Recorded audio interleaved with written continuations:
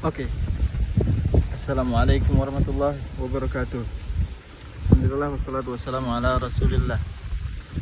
Sekarang saya ada di bawah tower. Towernya. Langsung saja saya ingin ngobrol ringan ya. Ngobrol seharusnya dua arah, ini monolog ya. Enggak dialog. Dialog kan dua arah. Saya satu arah aja. Boleh dibales di kolom komentar. Ini sebenarnya mungkin keluhan hati saja, tapi mungkin semuanya merasakan ya, merasakan tentang kok harga jualan internet atau wifi ini kok ancur-ancuran harganya gitu ya, nggak masuk akal gitu. 150.000 20 Mbps, 200.000 30 Mbps, 300.000 sampai ada yang 100 Mbps itu cuma dijual 600.000. Emang up to sih, masuk akal gitu. Pernah dijelaskan juga di channel ini, bisa dibikin up to itu, disuruh rebutan aja pelanggan. Cuma kan khawatirnya ada pelanggan yang menggunakan dijual kembali, atau ada pelanggan yang digunakan oleh banyak orang atau di sharing ke tetangganya up to. Nah, pelanggan up to yang lain kan kasihan gitu, ancur-ancuran gitu harga itu. Saya bingung itu gimana ya gitu. Tahu sendirilah kan kita ya, yang dedicated itu harga bandwidthnya mahal gitu, kok bisa harganya bisa 150.000 20 Mbps gitu. Ada yang ada sih yang 10 Mbps gitu. Kok bisa gitu? Ya bisa, tapi aneh gitu. Bisa aneh ya. Pernah dijelaskan juga, sekali lagi pernah dijelaskan di channel ini, kalau kita pelanggannya rumahan semua, pribadian semua, PPPoE atau statik lah gitu, bisa memang dibikin up to gitu, di bandwidthnya dibesarkan, emang bisa, tapi tetap harus masuk akal gitu. Jangan sampai hancur-hancuran bikin harga. Alhamdulillah gitu ya, mungkin bisa di ini, teman-teman jangan goyah masalah harga gitu. Saya di sini 150 Mbps, 150.000, saya tetap jual 3 Mbps itu. 3 Mbps pelanggan udah nyaman. Sebenarnya paling nyaman tuh di satu rumah itu sebenarnya 5 Mbps sudah sangat nyaman, tapi 3 Mbps pun sudah nyaman gitu. Dan sesuai dengan antara modal dan keuntungan, mungkin adalah kebagian sedikit gitu. 3 Mbps itu saya gitu. Goyah nggak saya dengan teman-teman yang jual sampai puluhan Mbps dengan harga yang sama? Enggak lah gitu. Saya mah udah bertahan aja. Bahkan yang voucheran saya ini kok nggak dapat untung aja, udah saya kurangi durasinya. Harga tetap 2.000 5.000 sama 2.000 3.000 5.000, tapi durasi saya kurangin, artinya kan jadi lebih mahal. Ada yang jual lebih murah, 2.000 sepuasnya 24 jam, wajib.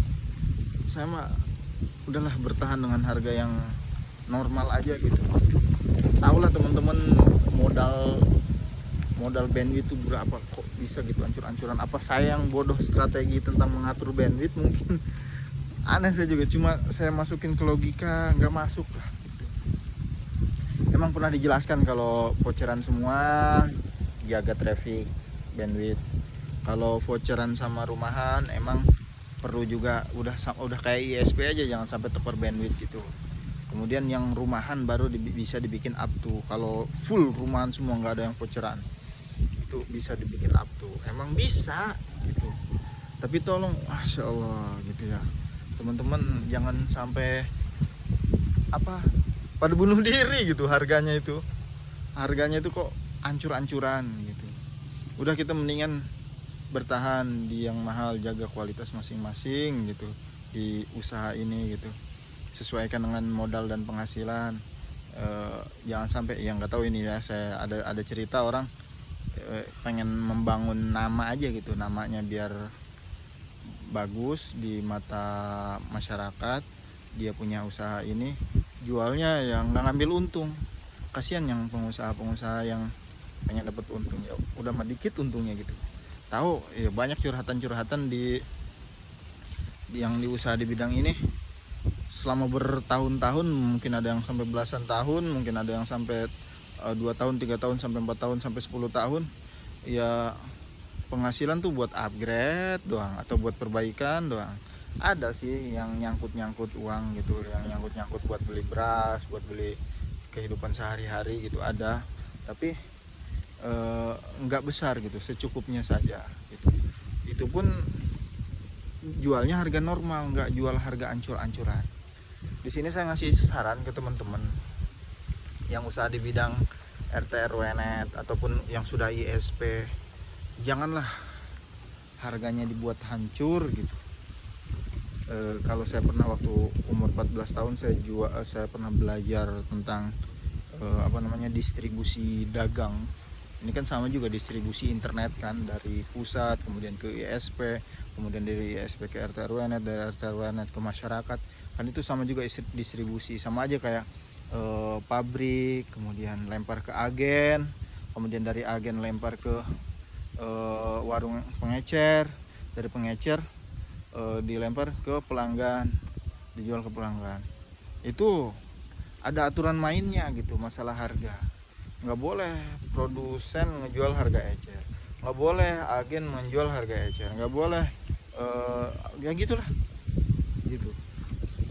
Nggak boleh menjual harganya tuh ngerusak gitu, ngerusak. Mentang-mentang agen dia jual grosir harga ecer, hancur itu pasar gitu.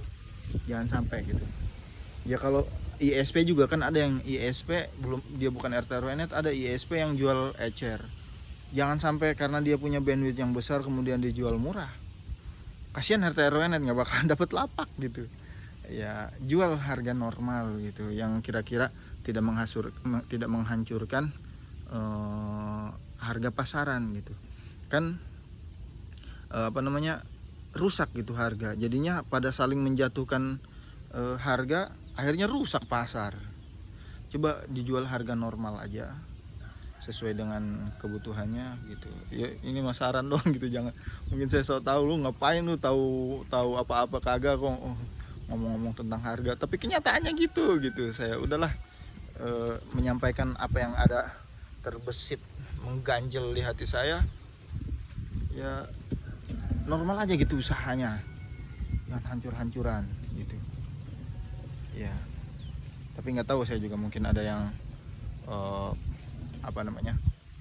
yang ya gitulah, yang rame di media sosial. Ada yang masalah legal ilegal itu, kemudian ada masalah bandwidthnya itu kok bisa jual murah, saya juga nggak ngerti ya. Mungkin itu ketidaktahuan saya atau kurang piknik gitu ya teman-teman ya.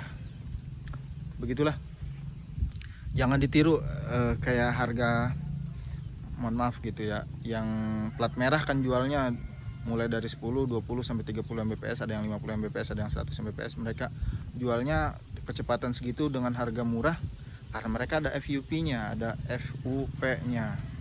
Kalau yang rata-rata yang pakai ISP kayak gini, kita dedicate itu kan tanpa batasan kuota. Ya jangan ikut-ikutan kecepatan 20, 30, 50 Mbps. Jangan ikut-ikutan gitu. Kan kita mah tanpa batas kuota. Wah, kalau misalkan 10 Mbps kita lepas tanpa batas kuota, itu nggak ada apa-apanya, itu plat merah. Ya, kita cara ngimbanginya mungkin seperempatnya dari plat merah itu. Plat merah kan misalkan 10 Mbps di harga sekian, mungkin sebanding dengan kita yang 3-5 Mbps itu, yang 10 Mbps plat merah, kita mungkin 3 Mbps itu seimbang karena kita kan tanpa FUP, tanpa batasan kuota. Gitu teman-teman ya. Nggak tahu, ini curhatan doang gitu, curhatan, tapi mungkin ada di benak teman-teman juga. Jadi ya kita jual mahal lah gitu, harus punya harga diri jualan juga kita. Bukan nggak cuma harga voucher, nggak hanya harga internet, kita juga harus punya harga diri gitu, jangan saling jatuhin harga. Ya saya mah di sini usaha wifi ini malah saya mahalin di sini. Voucher yang tadinya murah saya mahalin, kemudian yang rumahan saya mahalin juga gitu. Oke, itu saja yang dapat saya curhatkan, bukan sharing lagi, ini curhat masalah harga kok hancur ya. Mudah-mudahan tidak berkelanjutan, kita sadar lagi dengan harga normal lagi, harga normal dengan kecepatan yang seidealnya lah gitu, jangan sampai hancur-hancuran gitu. Emang bisa gitu ya, saya harus ngulangi lagi, emang bisa pakai up to, tapi kita beda sama plat merah yang pakai FUP. Kita mah nggak pakai FUP, kan loss saja tanpa kuota. Itu saja. Kalau ada yang lebih, ada saran yang jitu atau masukan yang mungkin saya tidak tahu, di masukkan aja di kolom komentar biar bisa jadi bahan sharing lagi gitu. Itu saja. Terima kasih. Assalamualaikum warahmatullahi wabarakatuh.